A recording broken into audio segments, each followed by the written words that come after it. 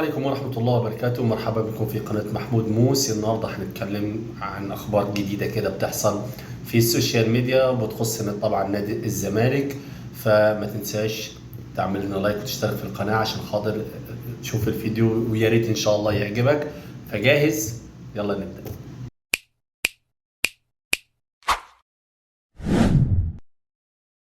الزمالك دلوقتي كل الناس بتتكلم عن الصفقات.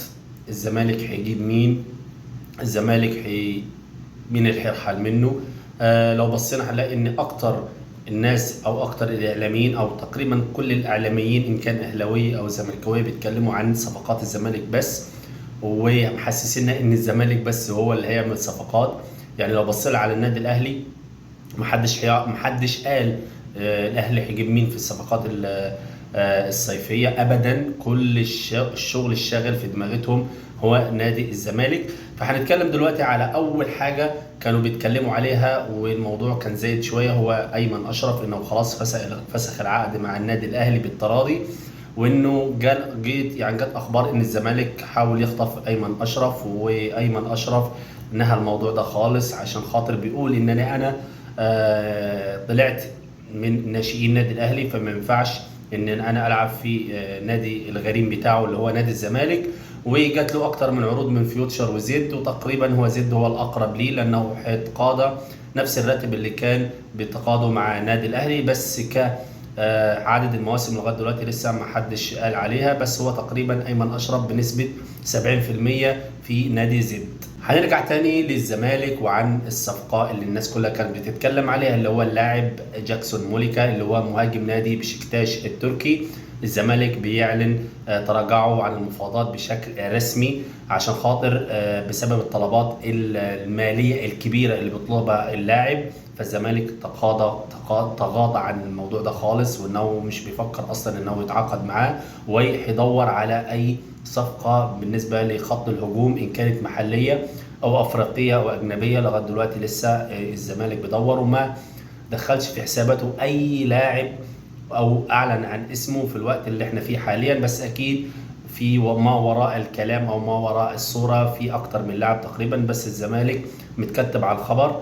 ومهما بيتقال في السوشيال ميديا الكلام كله ده هاري في هاري، ومفيش أي حاجة اتقالت رسميا من نادي الزمالك، بسبب ان الزمالك خلاص بيغير جلده زي ما احنا بنقول بالبلدي كده، وعايز لعيبه جديده تدخل في قائمه نادي الزمالك، خصوصا ان نادي الزمالك بيلعب في بطوله كبيره زي البطوله العربيه، او فيها زي ما احنا قلنا قبل كده مع فرق قويه، فمحتاج انه يبقى عنده اكتر من لعيب سوبر. الزمالك خلاص بيعلن رسميا انه خلال اخر الموسم ده يعني هيبقى وسط مع الناس اللي هتترحل او هتمشي من نادي الزمالك هو محمود شبانه وعمرو السيسي بين القيل والقال، بس الاقرب محمود شبانه خلاص رسميا ماشي، وسموحه عايزاه بكل قوه، وبرضه عايزه معاه عمرو السيسي، بس لغايه دلوقتي عمرو السيسي لسه ما اعلنش هل هو هيستمر مع نادي الزمالك او هيقوم نادي الزمالك باعارته او ببيعه.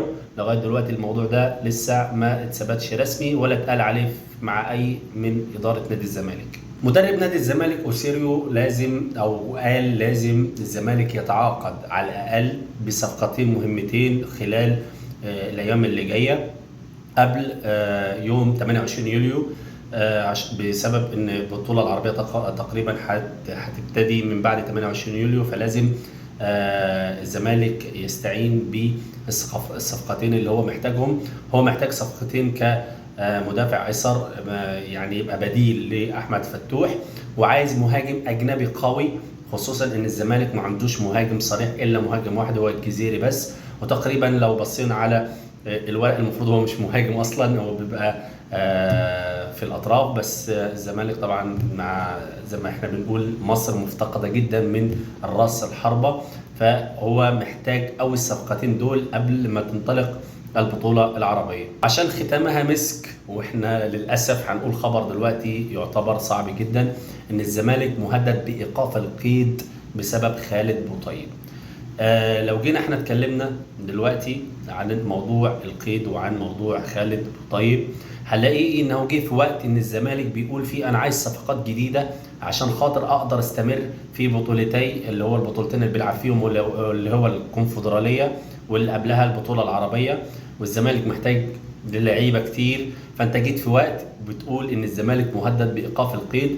الموضوع ده موضوع يعني انت لو ركزت في دماغك كده هتلاقي الموضوع في الموضوع ان مش لازم الوقت ده بالذات اللي هو الزمالك محتاج للعيبه، محتاج لصفقات، ان هو عايز يرجع امام عاشور بالنسبه لاعاره، وبعد كده عشان خاطر يعزز خط النص، وبيبص على خط هجوم او خط دفاع، او هيرجع ناس معارين زي محمود علاء من الاتحاد السكندري. بس وتيجي انت تقول لي وقف قيد. وقف قيد يعني الموضوع غريب. يعني هو ما جاش على اتحاد الكره المصري، المشكله ان الموضوع ده جاي من الفيفا، ان لو ما الزمالك رجع باقي مستحقاته لخالد ابو طيب الموضوع هيبقى فيه ايقاف قيد، وكل اللعيبه اللي المفروض الزمالك كان هيجيبها في الانتقالات الصيفيه احتمال تقف. فالموضوع صعب جدا جدا جدا. دي اهم الاخبار اللي موجوده عن نادي الزمالك، وما نعرفش ايه اللي قادم ايه. الزمالك خلاص بيستعد دلوقتي في تدريباته قبل مواجهه المقاولون ان شاء الله في الدوري. فكل الانتصار ان شاء الله للزمالك. الزمالك دلوقتي على اعين من السوشيال ميديا، ان كانت اهلاويه او زملكاويه، محدش بيتكلم الا عن الزمالك، عن صفقاته. انا ما اعرفش، انا متهيالي ان الزمالك هو اللي بيكتشف المواهب وهو اللي بيعرضها على باقي الانديه، خصوصا ان الزمالك اي صفقه بيدخل فيها كانت قويه تحس ان الاهلي بياخدوا منها.